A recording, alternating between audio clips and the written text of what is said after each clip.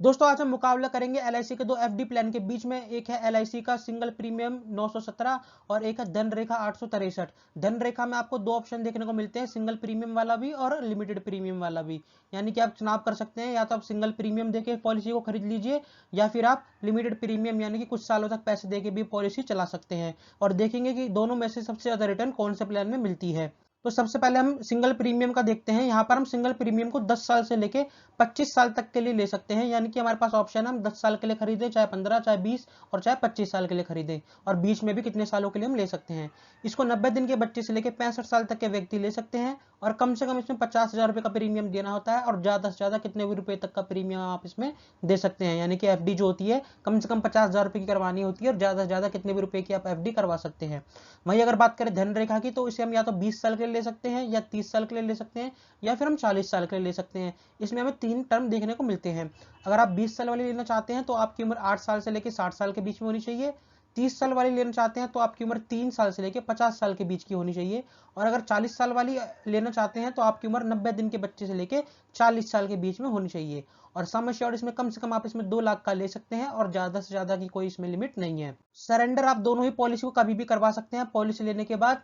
और single premium में आप 1 साल बाद लोन ले सकते हैं, और धनरेखा वाली में आप कभी भी लोन ले सकते हैं। दोनों ही policy guaranteed by government of India है। यानी कि जैसे बैंक में अगर आप एफडी कराते हैं तो उसमें बैंक के ऊपर गवर्नमेंट की 5 लाख रुपए की गारंटी होती है। यानी कि अगर आपने बैंक में 10 लाख 20 लाख की एफडी कराई हुई है, पैसे जमा कराए हुए हैं, और कल को बैंक भग जाता है, तो गवर्नमेंट की केवल 5 लाख रुपए की गारंटी होती है। उससे ज्यादा आपको पैसे नहीं मिलेंगे, बाकी आपका पैसा डूब जाएगा। लेकिन एलआईसी की हर एक पॉलिसी में आपको गवर्नमेंट की 1-1 रुपए भी गारंटी मिलती है।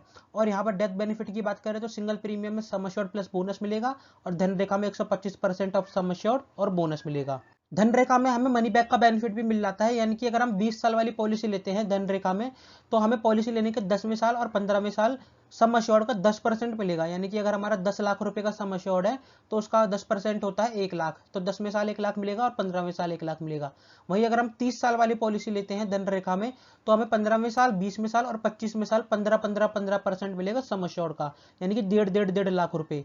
वहीं अगर हम 40 साल के लिए इस पॉलिसी को लेते हैं तो 20वें साल, 25वें साल, 30वें साल और 35वें साल 4 बार हमें 20% मिलेगा सम अश्योर्ड का। यानी कि 10 लाख का 20% हो गया 2 लाख रुपए। तो 2 लाख, 2 लाख, 2 लाख, 2 लाख, 8 लाख रुपए हमें बीच में मिल जाएंगे।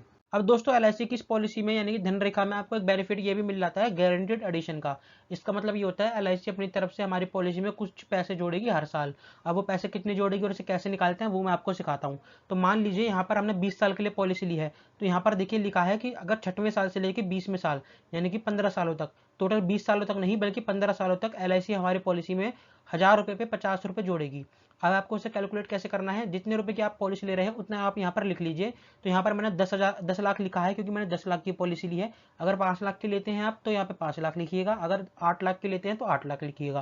तो यहाँ 10 लाख की लिख लिया मैंने। उसके बाद मैं इसको भाग कर दूंगा यानी कि डिवाइड कर दूंगा 1000 से, तो मेरा उत्तर 1000 आ जाएगा।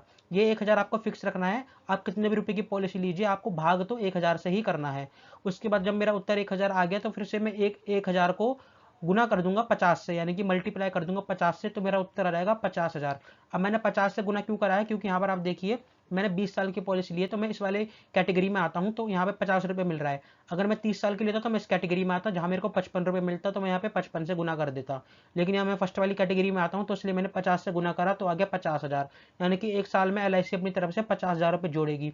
अब ये आ गया एक साल का, मेरे को निकालना है 15 सालों का, क्योंकि यहाँ पर आप देख सकते हैं मैंने पॉलिसी भले ही 20 साल की ली हो लेकिन एलआईसी इसमें टोटल 15 सालों तक ही गारंटीड एडिशन जोड़ेगी, 6वें साल से लेकर 20वें साल। इसलिए मैंने यहाँ पे 15 से गुना कर लिया 50,000 का, तो टोटल आ गया 7.5 लाख रुपए। यानी कि टोटल 20 साल की पॉलिसी में एलआईसी अपनी तरफ से हमारी पॉलिसी में 7.5 लाख रुपए का गारंटीड एडिशन जोड़ेगी। अब यहाँ पर एक इंपॉर्टेंट बात जाननी यह है कि अगर आप 8 साल से कम उम्र के बच्चे के लिए पॉलिसी लेते हो तो उसका रिस्क कवर कब चालू होगा, यानी कि उसका जो बेनिफिट है डेथ होने वाला वो कब से चालू होगा।